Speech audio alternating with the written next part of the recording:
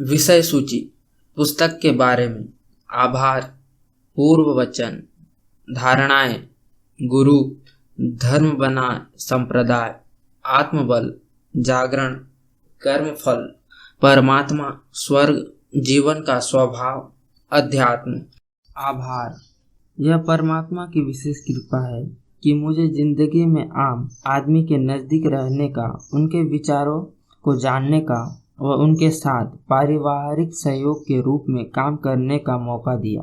मैंने लाखों लोग से खुलकर चर्चा की और उनके विचारों का भीतर तक अध्ययन व विश्लेषण किया तो मेरे सामने कई प्रश्न उभर कर आए कि क्यों इंसान अपनी जिंदगी के महत्वपूर्ण फैसले स्वयं ठीक तरह से नहीं ले पाता है, क्यों उनका मन बार बार कमजोर पड़ जाता है, क्यों वह किसी अच्छे विचार के प्रति स्थायी नहीं रह पाता है, क्यों बहुत जल्दी निराश हो जाता है, क्यों हमेशा दूसरों का सहारा खोजता रहता है, क्यों हमेशा डरा हुआ रहता है, क्यों अपने आप पर भरोसा नहीं कर पाता है, क्यों कोई अच्छी बात जानकर भी अपना नहीं पाता है, क्यों अहंकार के बोझ तले दबा जा रहा है, क्यों झूठे आडंबरों में जीवन को बर्बाद करता जा रहा है, क्यों भ्रमों के जाल में फंसता जा रहा है।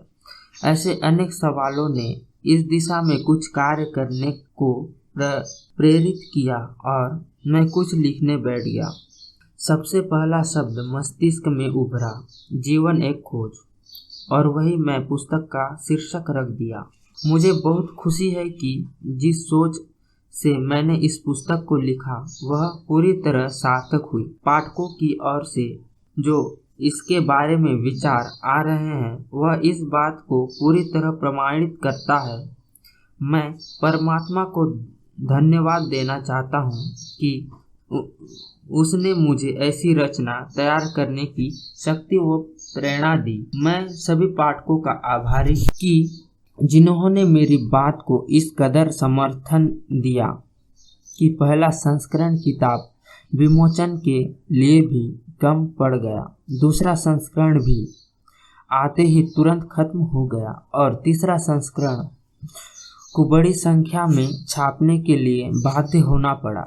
मैं उन पाठकों का विशेष आभारी हूँ जिन्होंने लिखित अनुशंसाएं भेजी है।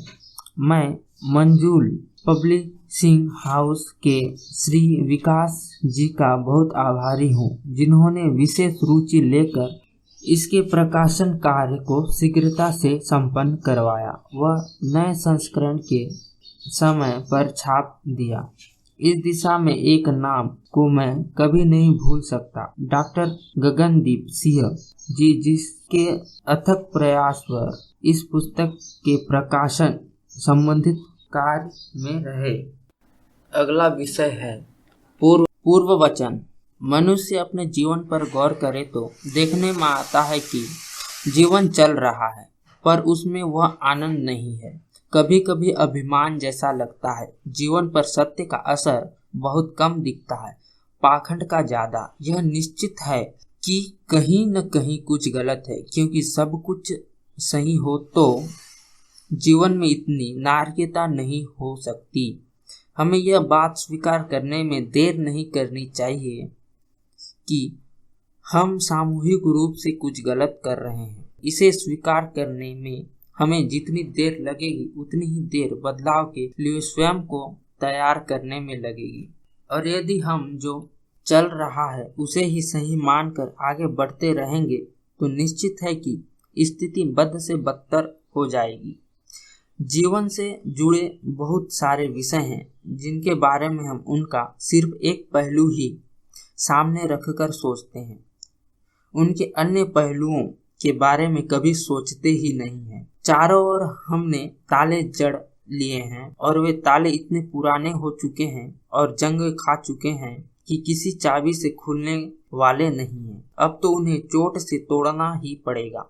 अगर हमें इन तालों में ही बंद रहना सुरक्षित लगता है और हमें इनमें रहने की आदत हो गई है तो बात अलग है, वरना हम इससे बाहर आकर देखें बाहर कितनी आज़ादी है, कितना आनंद है, कितना हल्कापन है। दरअसल हम जिंदगी को भार समझ ढो रहे हैं और प्रतिदिन इस पर और भार चढ़ाते जा रहे हैं। हमने इस पर इतना भार चढ़ा लिया है कि हमें बोझ लगने लगी है। अब इतने सारे बोझ को एक एक करके हटाएंगे तो कभी बोझ हट ही नहीं पाएगा। बेहतर है कि हम पूरे के पूरे बोझ को एक साथ हटा दें। इस पुस्तक का उद्देश्य कोई ज्ञान देना नहीं है।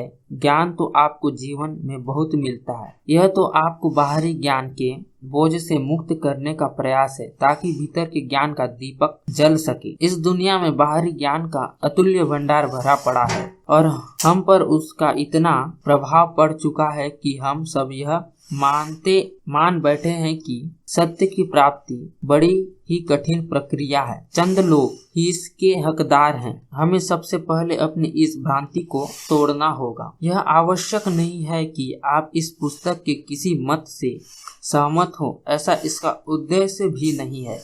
इसका उद्देश्य तो यह है कि आप दुनिया के किसी भी मत से सहमत न हो ताकि आपके भीतर का विवेक काम करना शुरू करे। जब तक हम दूसरों के मत का ही अनुसरण करते रहेंगे तब तक हमारी खुद की सोच विकसित नहीं हो सकती है। यह पुस्तक तो केवल आपके शिथिल हो चुके अवचेतन को हिला देना चाहती है ताकि वह पुनः क्रियाशील हो सके। आप इस पुस्तक के विरोध में जाएं, इसकी परवाह नहीं है, क्योंकि यह भी पुस्तक के मूल उद्देश्य की ओर आगे अग्रसर होने का संकेत है। यह पुस्तक यही चाहती है कि आप थोड़े विरोधी बने, क्योंकि विरोधी बनने बिना जागृति आती नहीं है।